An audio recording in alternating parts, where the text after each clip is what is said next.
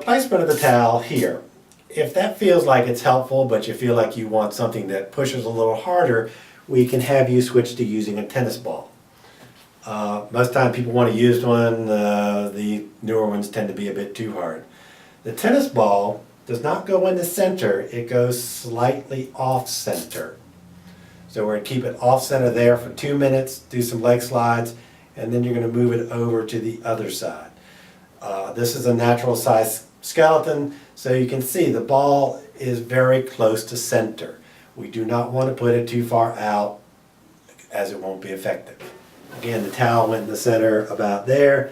The tennis ball is going to go slightly off center at about the same height.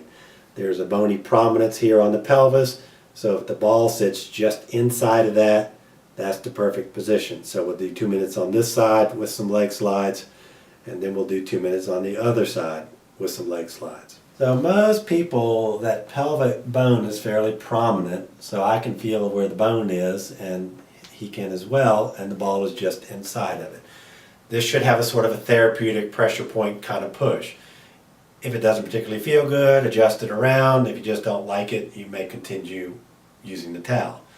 So he's going to stay here for 2 minutes, do some alternating slow leg slides. After he does slow alternating leg slides, then he'll move it to the other side. So go ahead and move it to the other side. And it's just a very small movement over. If you were to blink, you would have missed it. And he's got that in a good position. So again, he's going to do slow alternate leg slides. So now the ball is sitting just slightly to the left of center.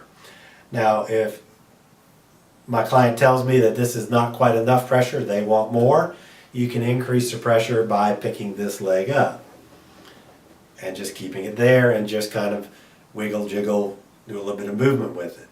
If you were to want more pressure, he can tiptoe on this side, and there he has more pressure, and again he can kind of wiggle around. Now some patients say, I need more pressure, so I'll have them prop up on their arms, kind of settle into it.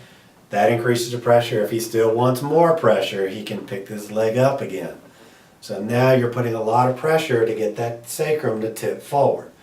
So folks that are really, really tight, or I get some really, really lightweight person, they're really stuck, they've got to do this technique to get enough pressure on that to kind of get that sacrum freed up.